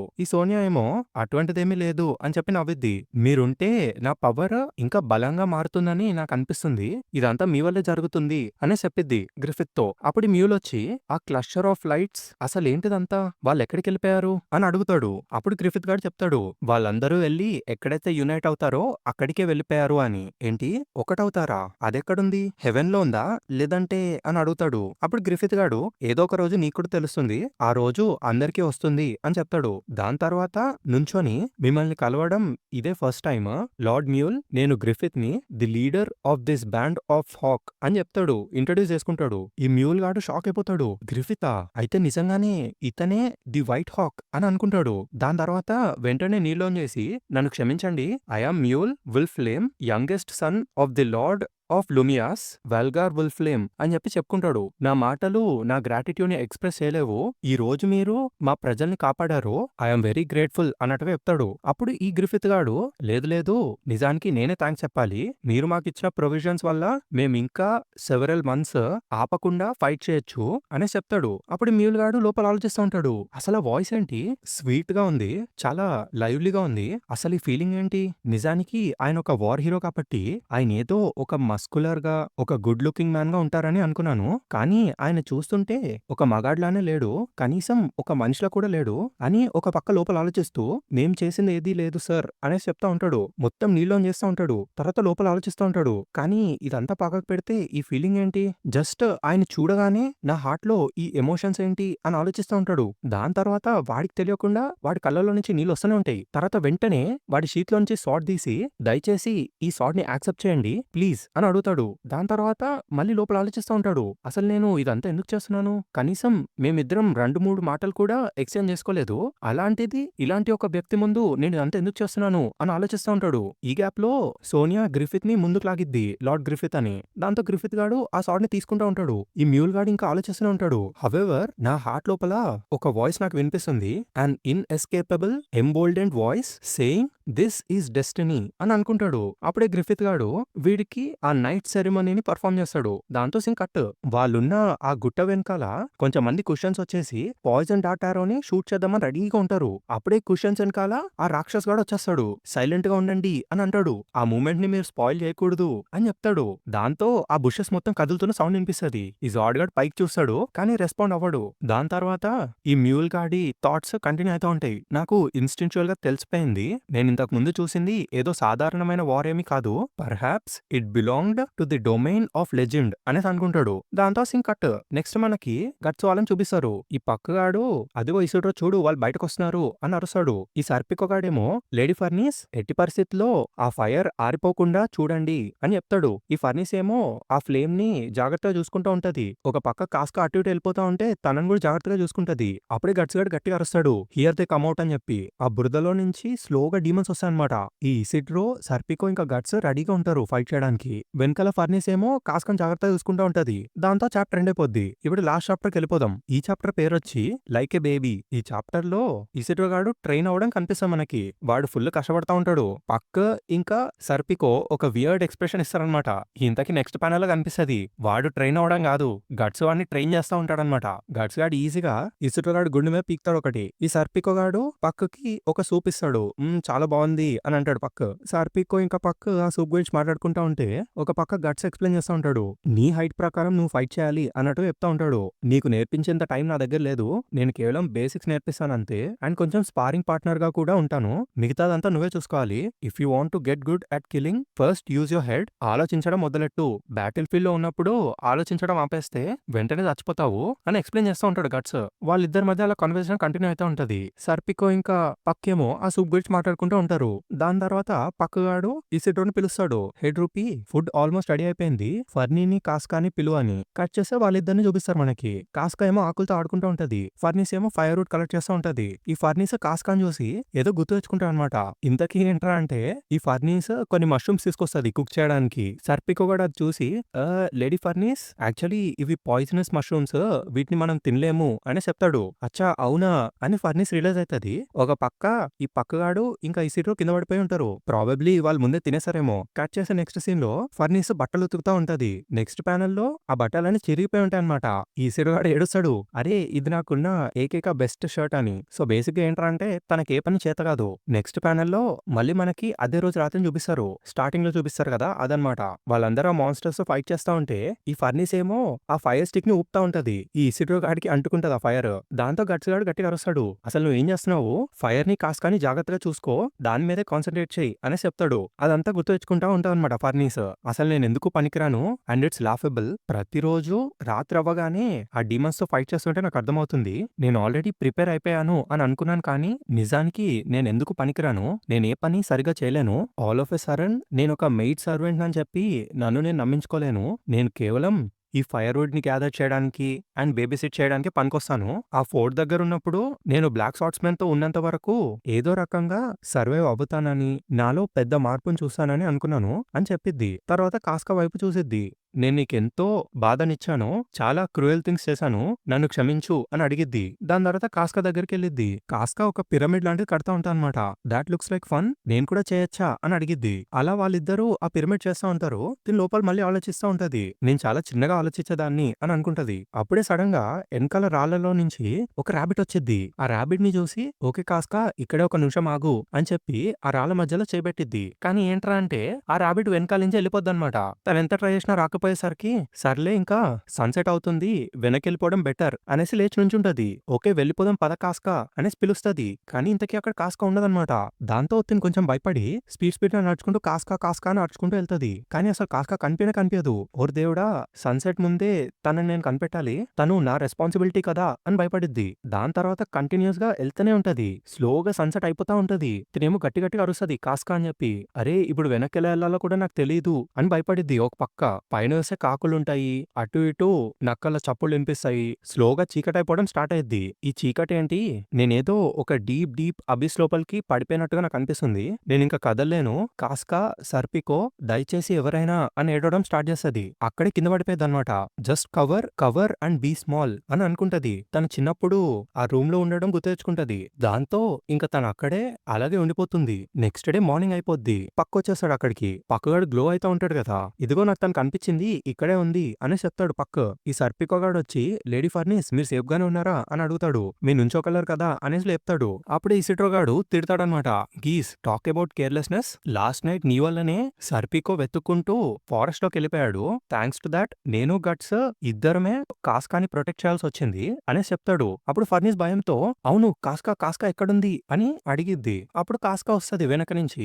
బానే ఉందిలే, తనకు బాగా ఆకలేసినట్టుంది అందుకే వెంటనే వచ్చేసింది అని చెప్తాడు. అమ్మయ్య ఫైనలీ మనం ఇంకా పడుకోవచ్చు అని అనుకుంటాడు ఇసిడ్రో. అప్పుడే వెనకాల గట్స్ గాడు కనిపిస్తాడు. వాడు సీరియస్ గా చూస్తా ఉంటాడు ఫర్నీస్ ని. ఒక్క మాట కూడా అనకుండా వెనక్కి తిరిగి నడుచుకుంటూ వెళ్ళిపోతా ఉంటాడు. దాంతో ఇసిడ్రో గాడు మళ్ళీ తిడతాడు, ఇంకోసారి ఇలాంటి పని చేయకు, నీ వల్ల చాలా టైం వేస్ట్ అవుతుంది, ఒకవేళ బేబీ సిటర్ కనిపించకుండా వెళ్ళిపోతే మేమేం చేయాలి చెప్పు అని అడుగుతాడు. దాంతో ఫర్నీస్ కొంచెం సాడ్ గా ఫీల్ అయ్యింది. నెక్స్ట్ మనకి ఫర్నీస్ ఒక రాయి దగ్గర కూర్చోవడం చూపిస్తారు. ఈ సర్పికోగాడు సామాన్లు కడుగుతూ ఉంటాడు. అప్పుడు ఫర్నీస్ అడిగిద్ది, హే సర్పికో నేను మీ అందరికి భారంగా కనిపిస్తున్నానా అని. దాంతో వాడు సడన్ గా గిన్నెని కింద పడేస్తాడు. ఏమైంది అని ఫర్నీస్ ఇటు తిరిగిద్ది. ఏం లేదు అని చెప్పి వీడు స్లోగా గిన్నె పైకి తీసేసుకుంటాడు. ఇప్పుడు మనం వెనక్కి వెళ్ళిపోదామా, ఐ మీన్ హోలీ సిటీకి అని అడుగుతాడు. ఫర్నీస్ అసలు ఏం సమాధానం చెప్పదు. కాసేపటి తర్వాత నేను వెనక్కి వెళ్తానని చెప్పలేదే అనేసి అంటది. దాని తర్వాత లోపల ఆలోచిస్తది, ఒకవేళ నేను వెనక్కి వెళ్తే నేను మళ్ళీ వాళ్ళకి భారంగా తయారవుతాను. However powerless, helpless and clumsy for the first time I'm discovering myself అనేసి అనుకుంటది. దాంతో ఇదంతా సీన్ కట్. నెక్స్ట్ వీళ్ళు అలా నడుచుకుంటూ వెళ్తే వీళ్ళకి ఒక గొర్రెల కాపరి కనిపిస్తాడు. వాడు చెప్తాడనమాట గట్స్‌కి, "ఒకవేళ మీరు జనాన్ని అవాయిడ్ చేస్తూ సముద్రం దాకా వెళ్ళాలి అని అనుకుంటే, ఆ కొండల మధ్యలో ఉండే ఆ హైవేని అనుసరిస్తూ వెళ్ళిపోండి" అని చెప్తాడు. మనుషుల్ని అవాయిడ్ చేస్తూ వెళ్ళాలి అన్న మీ ఇంటెన్షన్ నాకు అర్థం కావట్లేదు కానీ, దానికేదో కారణం ఉండే ఉండాలి. కానీ మీరందరూ పోర్ట్ ఆఫ్ బ్రిటనీస్‌కే వెళ్తున్నారు కదా! అలా అయితే జాగ్రత్తగా ఉండండి అని చెప్తాడు. గట్స్ అడుగుతాడు, "అక్కడేమైనా ఉందా" అని చెప్పి. అప్పుడు ఈ ముసలాయన చెప్తాడు, "ఆ పోర్ట్ సెవెరల్ కంట్రీస్‌కి ఒక మిలిటరీ బేస్‌గా తయారైంది. హోలీ సీ కింద పనిచేసే ఆర్మీస్ అక్కడ గ్యాదర్ అవుతాయని నేను విన్నాను" అని చెప్తాడు. చూస్తుంటే క్రిస్టియన్స్‌ని ఎదుర్కోవడానికి ఒక భారీ వార్ స్టార్ట్ అయ్యేలాగా ఉంది అని చెప్తాడు. కింగ్ చనిపోయారు అండ్ ఆయనకున్న ఏకైక కుమార్తె ప్రిన్సెస్ కూడా కనిపించకుండా పోయింది. సో ఇప్పుడు మిడ్‌ల్యాండ్‌కి ఒక నిజమైన రూలరే లేడు. ఒకవేళ ఆ అలైడ్ ఫోర్సెస్ అందరూ కలిసి క్రిస్టియన్స్ ని మన టెరిటరీ నుంచి బయటకు తోసేసినా కూడా దీన్ని పాలించే వాళ్ళే లేరు. ఒకవేళ అదే జరిగితే ఈ కింగ్డమే కనిపించకుండా మాయమైపోతుంది. అయినా అలాంటి ఒక విషయం నాలాంటి సాధారణ షెపర్డ్‌కి అనవసరం అని చెప్తాడు. గట్స్‌గాడు ఆలోచిస్తాడు, ఏంటి డిసపియరా మిడ్‌ల్యాండా అని. ఒక్క సెకండ్ బ్యాండ్ ఆఫ్ ది హాక్స్ ని గుర్తేచుకుంటాడు. తర్వాత ఈ ముసలాయన అడుగుతాడు, "నువ్వు మిడ్‌ల్యాండ్ నుంచి వచ్చావా" అని. గట్స్ ఏమో నో అంటాడు. ఆ ముసలాయన వాట్ ఎ పిటీ అని అంటాడు. దాని తర్వాత గట్స్ ఇలా చెప్తాడు, "నేను కేవలం వాళ్ళ హాస్పిటాలిటీని కొన్ని రోజులు అడ్వాంటేజ్ గా తీసుకున్నాను. అది ఎన్నో సంవత్సరాల క్రితంలే అని చెప్తాడు. దాని తర్వాత వెళ్ళిపోతూ ఇంకోటి చెప్తాడు ఆ ముసలాయన. చెప్పడం మర్చిపోయాను, మీరు ఆ మౌంటైన్ చుట్టూ వెళ్తే గనక జాగ్రత్తగా ఉండండి అని చెప్తాడు. అప్పుడు ఇసిడో గట్టిగా అరుస్తాడు, ఏంటి ముసలాయన అక్కడేమైనా దొంగలున్నారా ఏంటి అని. అప్పుడు ఆ ముసలాయన చెప్తాడు, దొంగలైతే బానే ఉండేది కానీ ఆ పైనున్నది మనుషులే కారు అని చెప్తాడు. అక్కడున్నది ట్రోల్స్ అని చెప్తాడు. అక్కడే మనకి కింద పనగా కనిపిస్తది. ఆ ట్రోల్స్ ఒక చిన్న గ్లిమ్స్. దాంతో ఈ వాల్యూమ్ ఎండ్ అయిపోద్ది. Volume 23 end. నెక్స్ట్ వాల్యూమ్ 24 వస్తది. అసలు భయంకరమైన డిస్టర్బింగ్ విజువల్స్ కనిపిస్తాయి అందులో. అసలు ఎలా అంటే you can't even imagine. Okay guys, thank you for watching. Video చూసిన ప్రతి ఒక్కళ్ళు ఒక లైక్ కొట్టండి. Views are not views, right? నిజమైన వ్యూస్ తెలుసుకోవాలంటే ఎంతమంది లైక్ కొట్టారు అన్నదాన్ని బట్టే అర్థమవుతుంది. ఐ మీన్ ఇదేమీ ఒక పెద్ద ఛానల్ కాదు కదా. So hence just like the video అంతే. దాంతో ఎంతమంది నిజంగా ఎంగేజ్ అవుతున్నారో అర్థమవుతుంది. Okay guys, thank you for watching. See you again. Bye for now.